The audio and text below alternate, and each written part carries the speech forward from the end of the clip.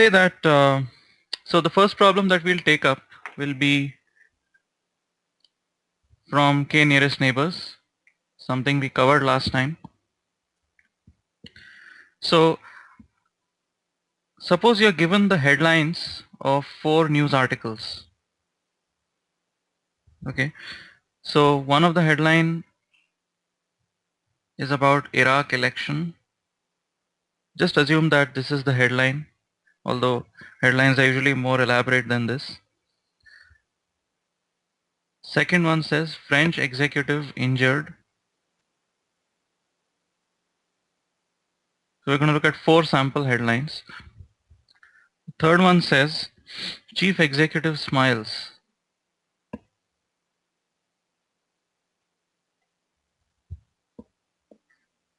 And the fourth one says Krispy Kreme executive resigns. Okay. Now you're also given the class that all these headlines fall into.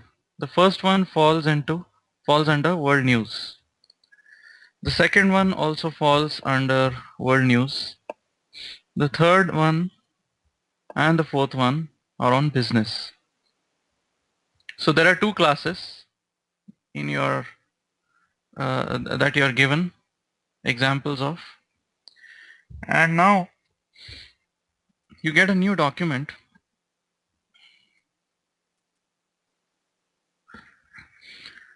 and basically you need to classify it into one of these 2 classes. So what I would like you to do is explain how you would use k nearest neighbors in order to classify this new test document. And for the purpose of this exercise, you can assume that k is equal to 3.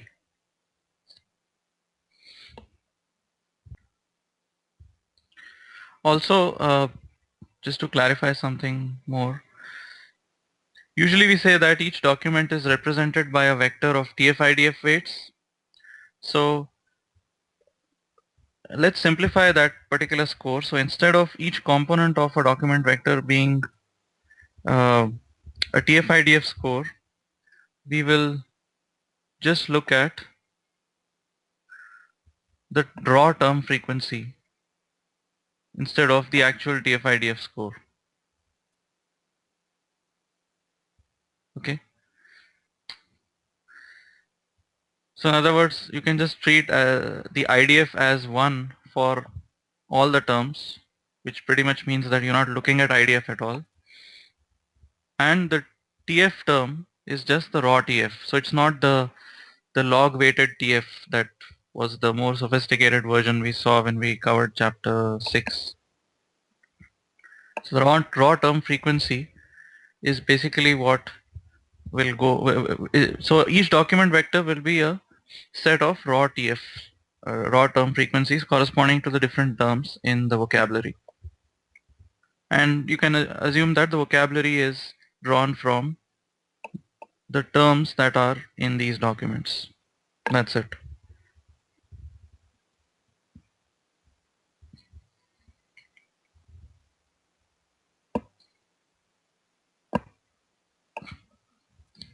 So how would you, what would be the first thing that you would do? What comes to your mind?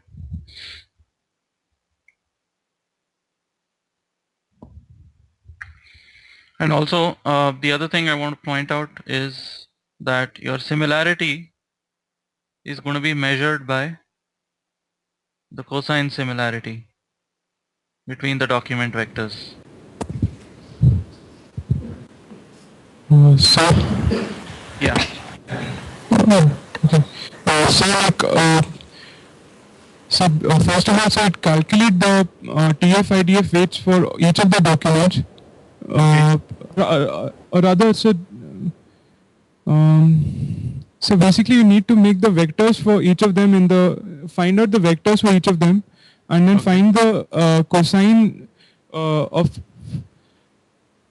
So whatever the test document is, the cosine of that uh, of the angle between the three nearest neighbors of it, Okay. or rather find the angles between all of them and then select the three nearest neighbors based on the cosine similarity.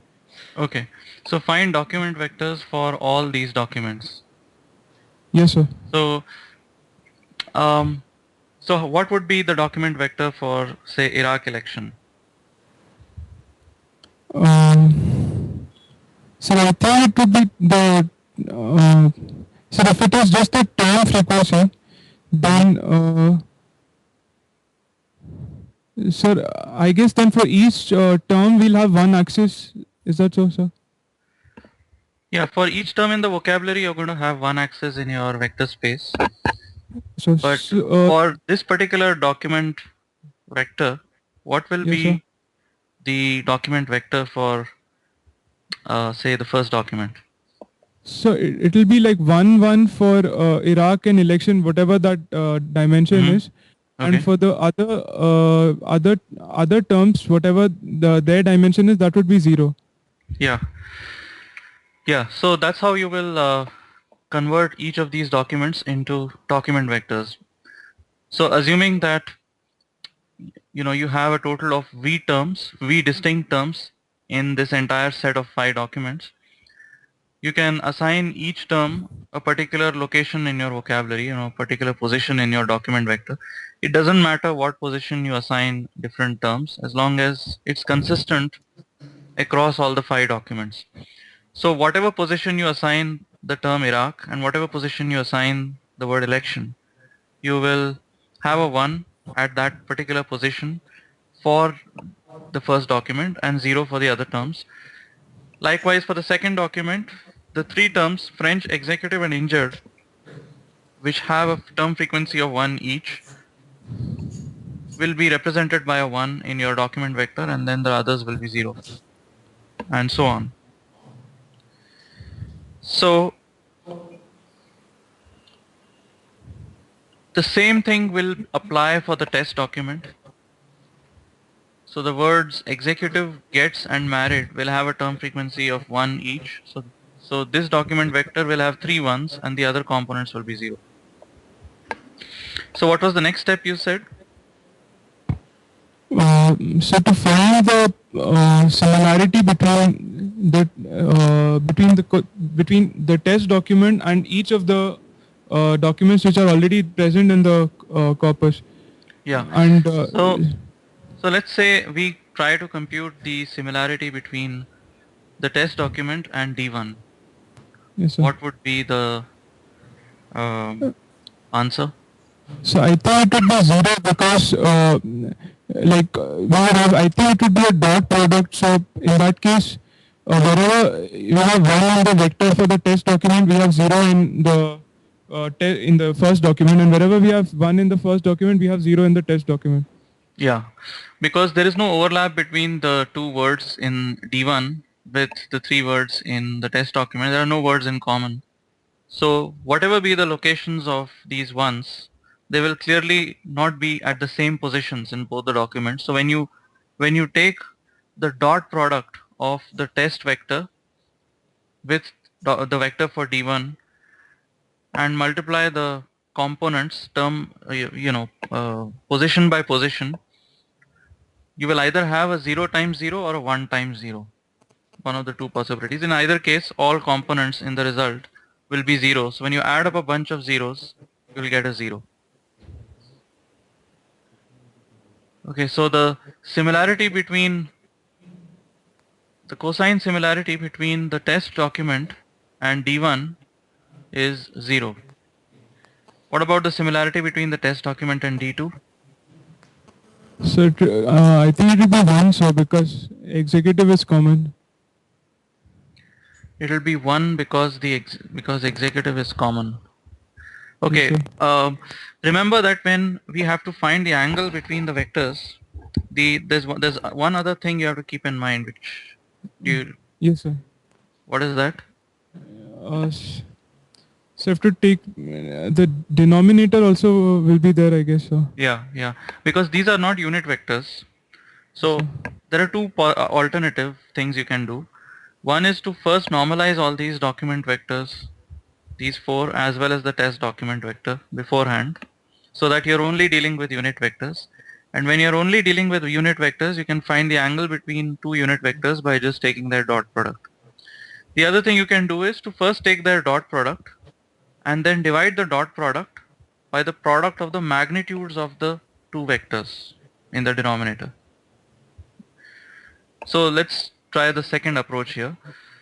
So there is only one word that is common between document D2 and the test document, and that is executive.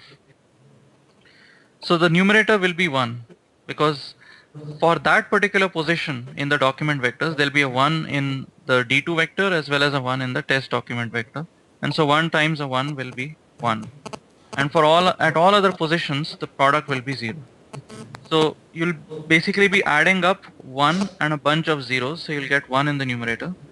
And in the denominator, you have to uh, you have to take the magnitudes of these vectors. So what is the magnitude of vector D2?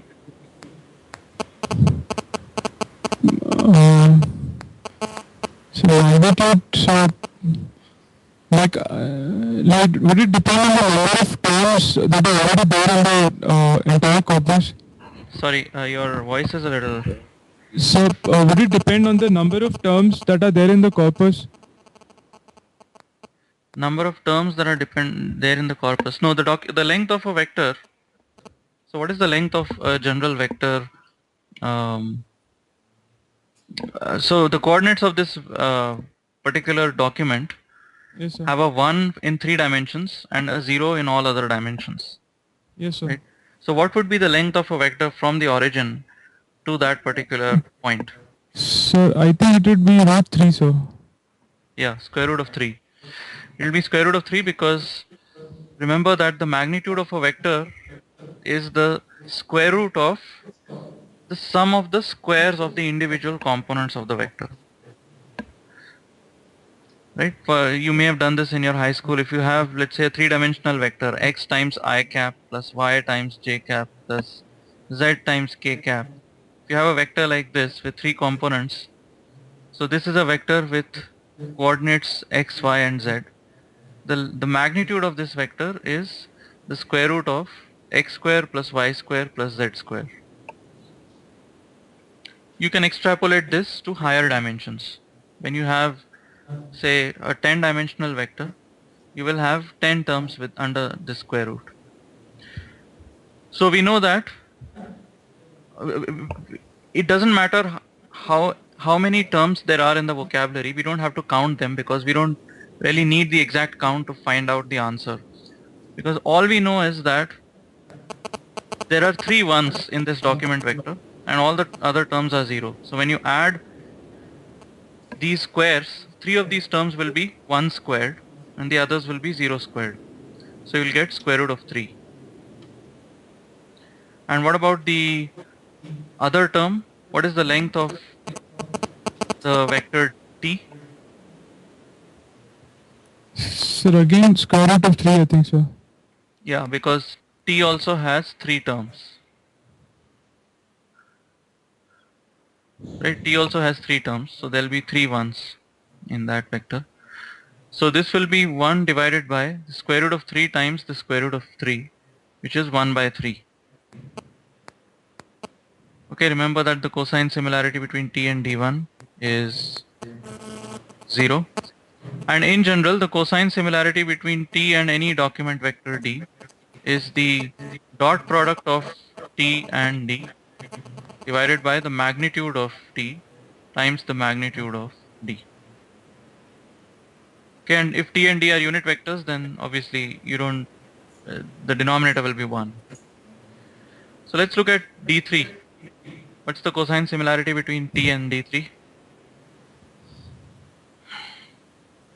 So again, I think it would be 1 by root 3 into 1 by root 3. That's, I guess, 1 by 3. Yeah, Because again, it's the same, only one term is common and both of them have 3 words. yeah. Only one term is common, so that means there'll be a 1 in the numerator. And there are 3 terms in both the vectors. So And remember that all these components are 1. Okay, if we were not using the raw TF scores, but TF-IDF scores, then you would have real numbers instead of 1 at each place. Okay, so in general, the values will be real numbers, but for the purpose of this exercise, this makes the calculations easier. But you have to remember that when you bring in the IDF score, these will be real numbers in general. And secondly, the term frequency scores may not always be 1. They could be more than 1 if the same word occurs multiple times in a document. What about the distance between T and D4? I mean the cosine similarity, which is a measure of the distance. If you go back to, So I think so again it's like one term is common, but in the document we have there are 4 words, so they'll have 1 by root. I think it will be 1 by root 4 there. So 1 by root 3 into 1 by 2. yeah. So this numerator will be 1 because again there's one word in common, which is executive. And the denominator will be 4 for one of the documents and 3 for the test document. So for D4 it will be 4 and for D3 it will be 3. So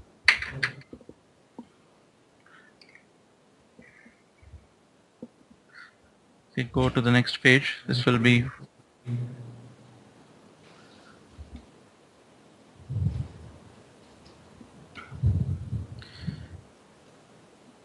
so this is 0.333, this is 0.333,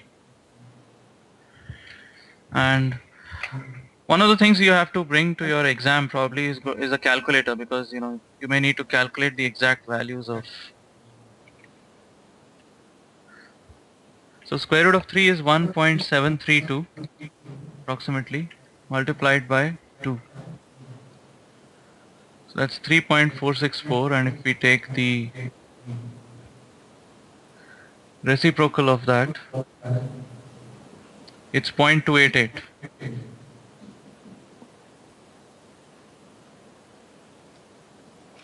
Okay, now you have these 4 scores.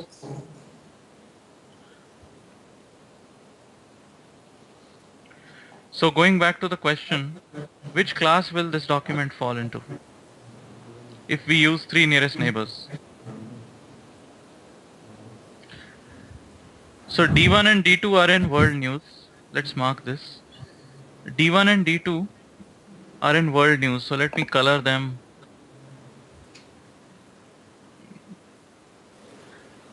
So let me color the scores with the corresponding class color.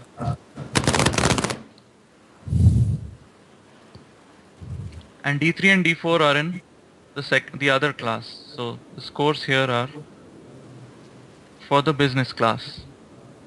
So if we use 3 nearest neighbors, how would you classify the document D? So I think it would be in business news because uh, the two closer neighbors are from that category. Like, and since we are considering only 3, so it will be 2 from business news and 1 from world news. Okay, so these two So are in business, and these two scores correspond to distances from documents in the business class. D2 and D1 are in the world news class. So you're saying if we look at the 3 nearest neighbors to the document D, this is the nearest neighbor, this is the next nearest neighbor. Is that what you're saying? Or you're saying the other way no, around? sir. I'm saying the other way around. So like Yeah. 0.33, whichever the two, they are the 2 nearest neighbors, and Okay. the third one would be D4. Third one would be D4. Yeah. So one thing you have to keep in mind is again this the fact that the cosine similarity needs to be higher for more proximity, right? So even though cosine similarity is measuring distances, similarities and distances are sort of complements of one another. So higher cosine similarity means shorter distance. So the closest document to the test document is not D1. It's actually the farthest document. So this is one common mistake that students may do in the exam. So just telling in advance, not to confuse, to always keep in mind that if you want to convert cosine similarities into distances, it's the higher score that you have to look at first. So the three nearest neighbors are D2, D3 and D4. And because green is the majority color, so two out of the three documents have the color green or belong to the business class. So T is classified in the class business.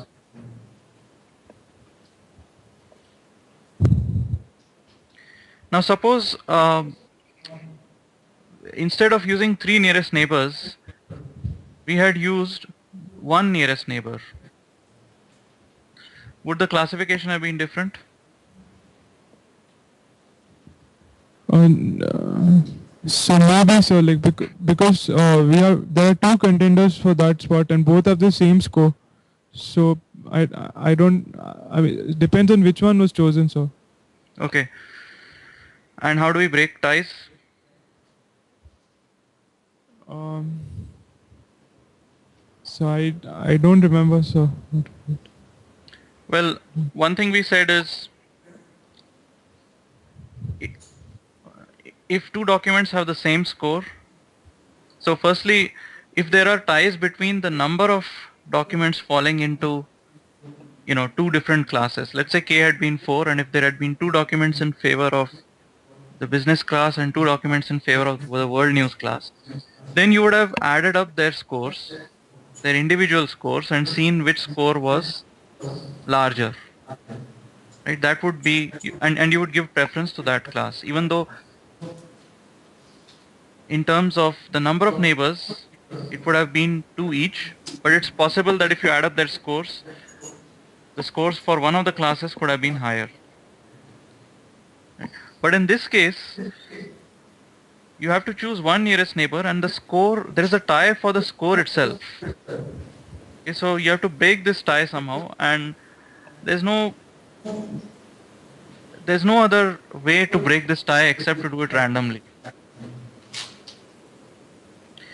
So if you break the tie randomly, there is a possibility that T could fall into the world news class. So the answer may not be the same.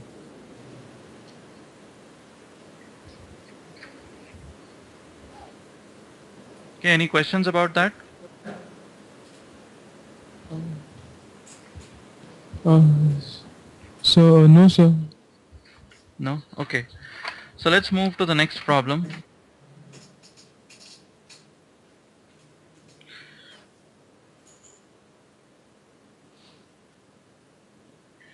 So this problem will be on Rocchio. So suppose you have again two classes, C1 and C2, and the document vectors for the class C1 are given by 2 comma 7. So this is one of the documents. So we are looking at documents that are represented in the 2D plane. So there are only two components to the document vector.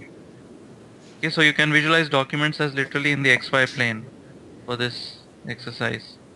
So 2 comma 7, 3 comma 8 and 1 comma 6. So these are three documents falling in the class C1. There are three documents falling in the class C2, 6 comma 4, 8 comma 6, 5 comma 2. Actually, let's add one more, 9 comma 4.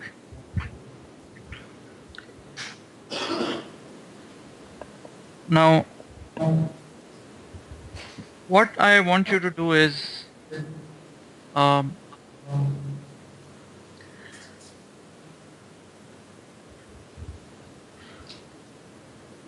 find the decision boundary between the two classes.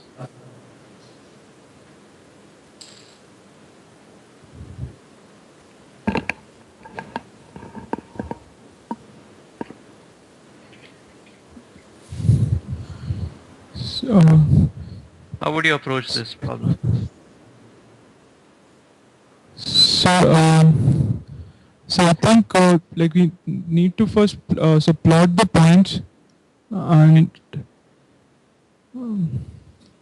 and so like so then uh, since appropriately select points and draw the perpendicular bisectors between them and then make the decision boundary. Okay. So firstly, how does Rocchio algorithm work? Let's say instead of this question, let's say I had given you another document, say 74, 36, and if I had asked you what will be the class of this document, C1 or C2, how would you go about doing that? So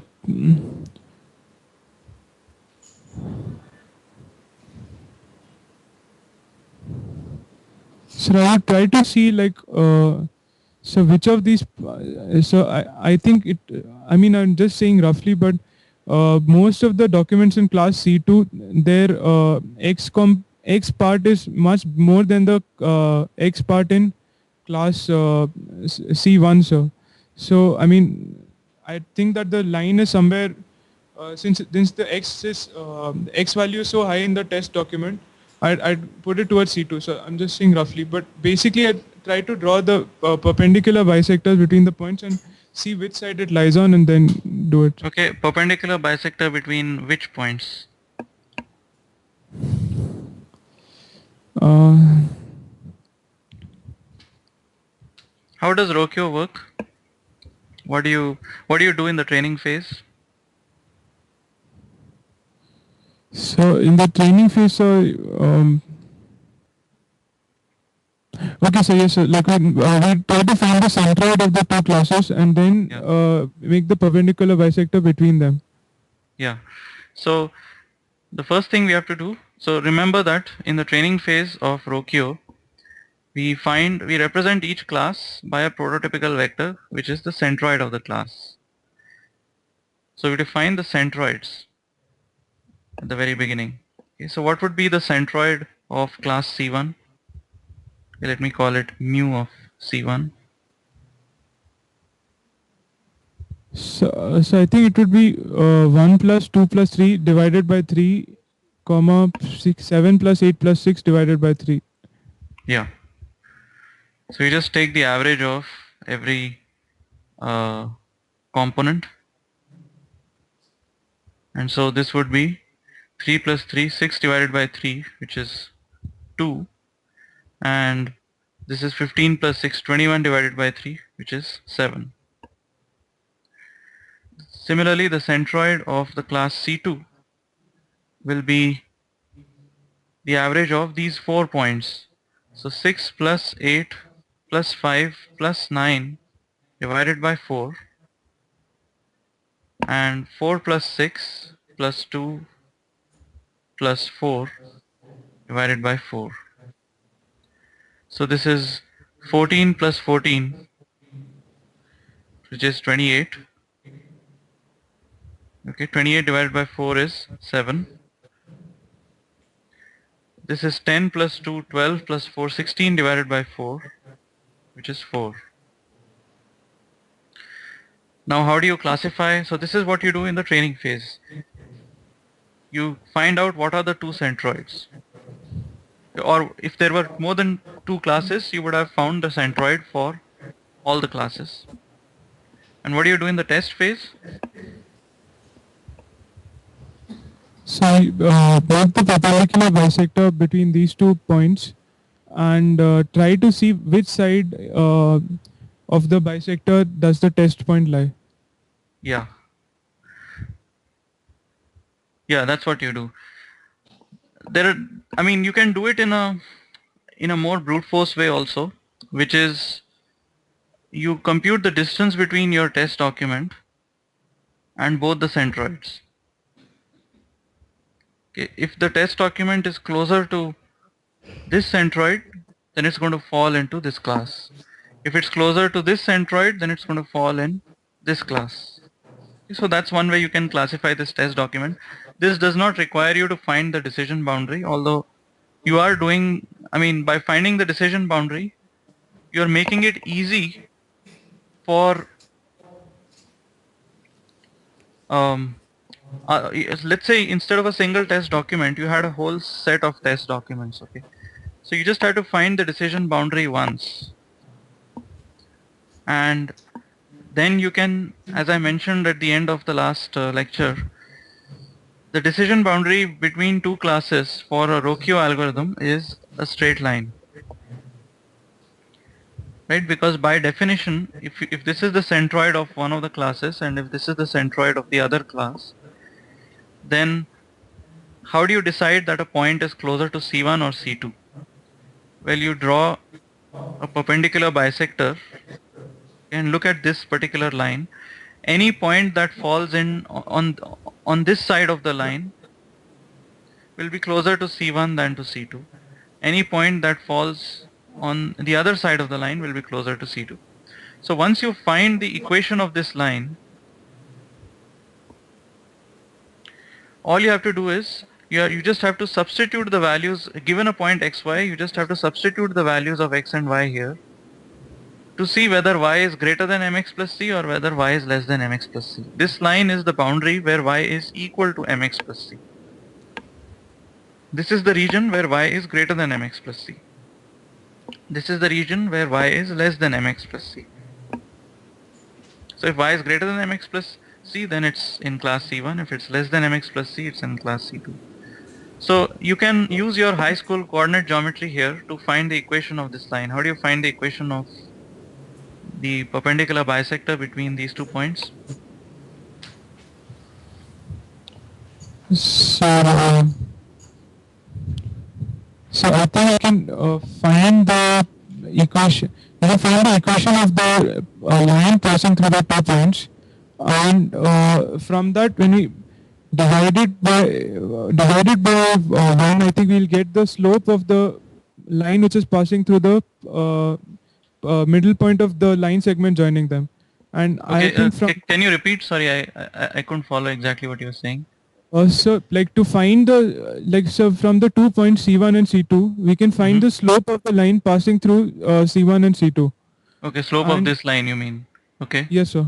And so Hmm. from that we can find the slope of the line which is perpendicular to that line. Okay. It Yeah. just be, I think it will be So if one by okay, so of if the that. slope of this is m1 and the slope of this is m2, what will be the slope of what will be the relationship between m1 and m2? So M1 M2 would be equal to 1, so It's actually -1 if you remember. so so Uh, so yeah, so the product of the two slopes is going to be uh, -1. Okay. So what is the slope of this particular line? It's 7 minus, it's y2 minus y1 divided by x2 minus x1. Right? So 7 minus 4 is 3. 2 minus 7 is -5. So m1 is 3 divided by -5, which is -3 by 5. So what will be the slope of of the perpendicular bisector?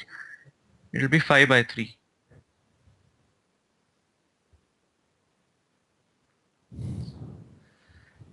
So you know what the slope of the line is, and you also know which point, you also know one of the points through which the line passes. I think you did say this. Uh, so what is the, sorry?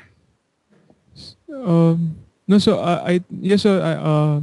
Like I mean, we have there'll be one of the points, and then from that we can find the we'll have two equations, and we also know the slope, sir.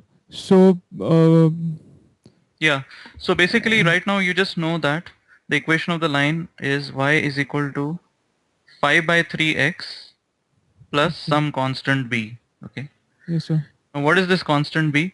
Well, you know that this line passes through the midpoint of these two uh, centroids. So what is the coordinate of the midpoint?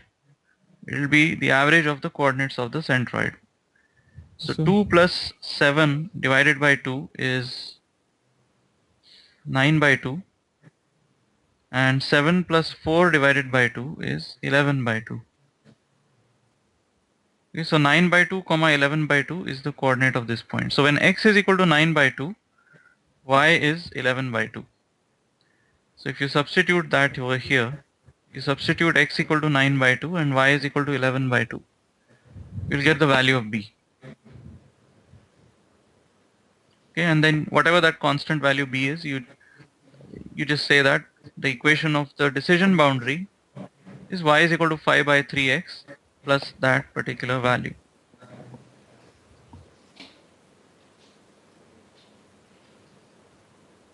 Okay, any doubts about this? Um,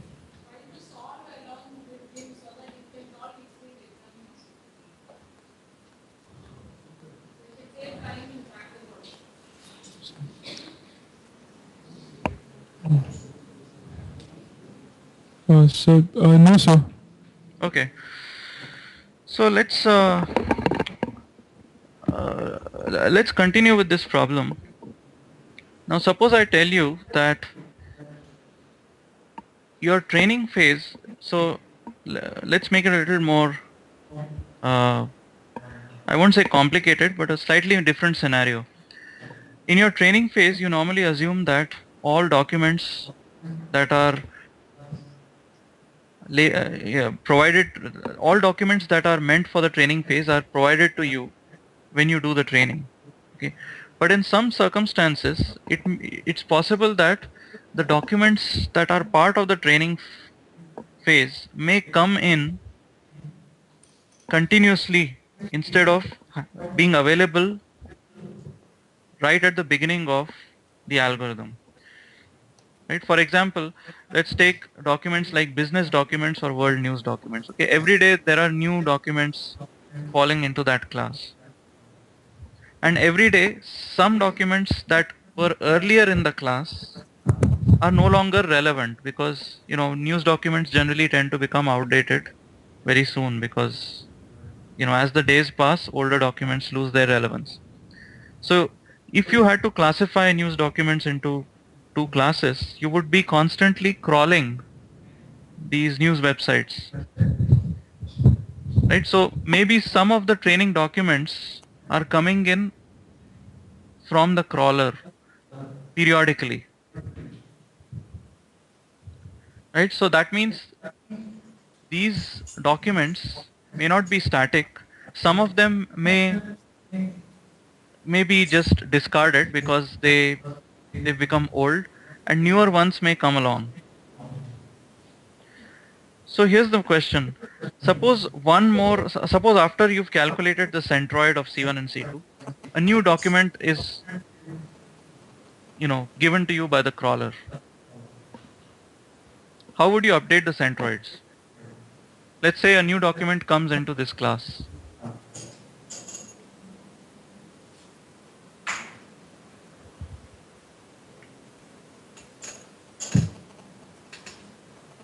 So let's say that C1 had n documents in the training phase,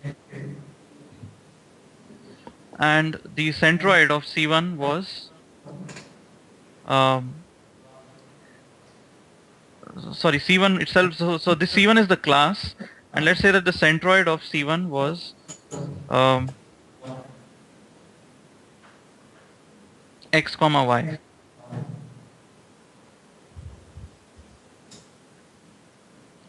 Now a new document comes in,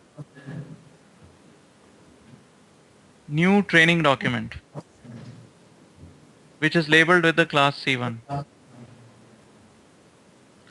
What would be your new centroid? Okay, one way to do it is to add all the documents again and then take their average.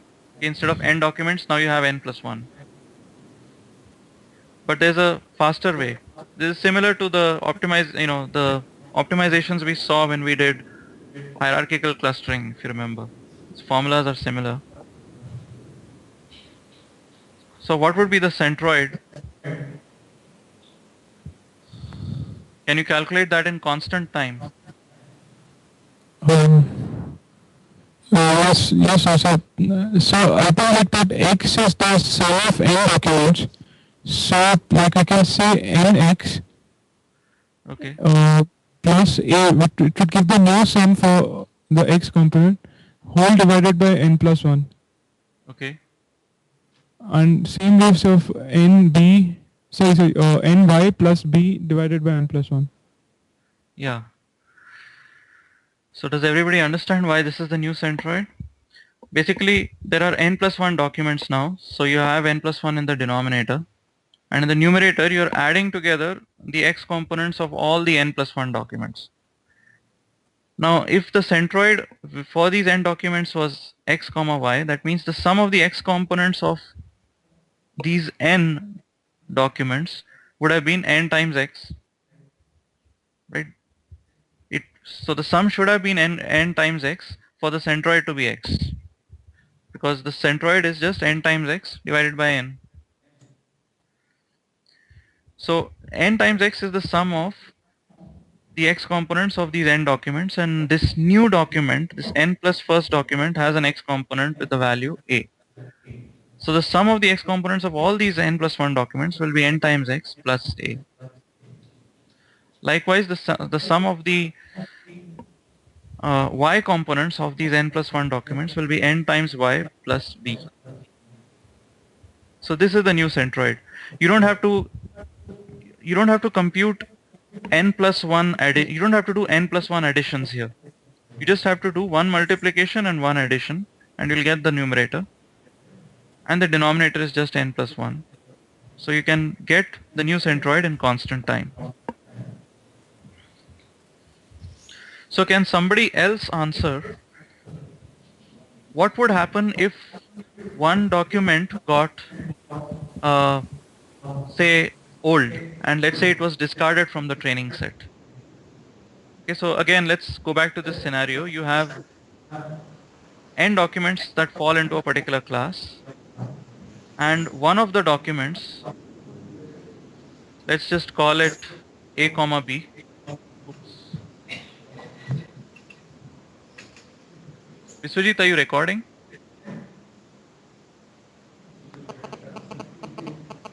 Because I'll just close this if you're recording, because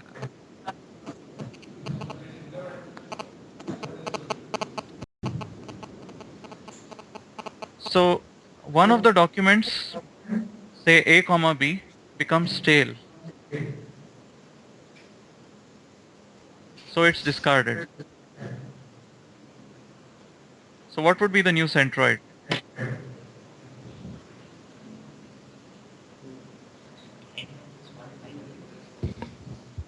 Will it be n minus 1 into x? So what will be the, so there'll be two components, x, right? What will be the x component? It'll be, n minus.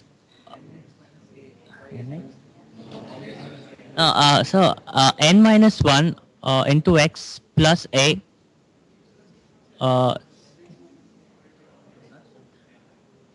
So why n minus 1 times x?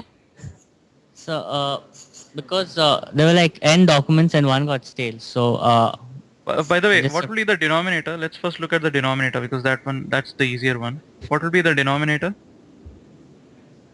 yeah, it'll be n minus 1. Yeah, n minus 1, because there are n minus 1 documents now. So what is the sum of the n minus 1 the x components of the n minus 1 documents?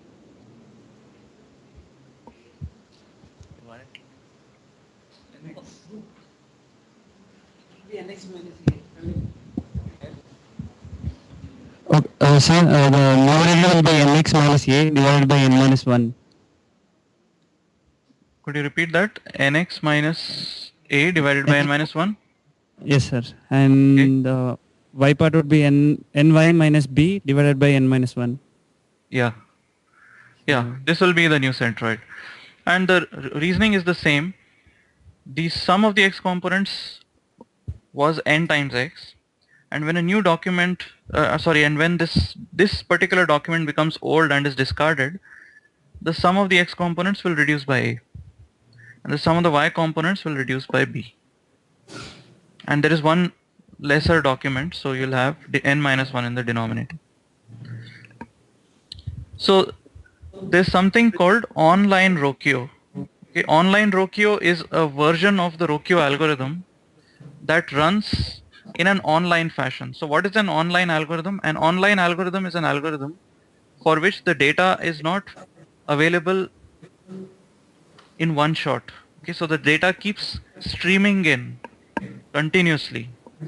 Okay, so the algorithm has to update itself as newer and newer data points come in, or as older and older data points go away. So the online version of Rocchio algorithm will try to maintain the latest centroids for each class. So as a new document comes in, depending on which class it falls into, you will update the coordinates of the centroid for that class. And when a test document comes in, you will use the latest set of centroids to classify that test document. Is that clear? Yes, sir. Okay, you want to take a break? Or, Yes, sir. We would like to take 5 minutes break. okay, okay.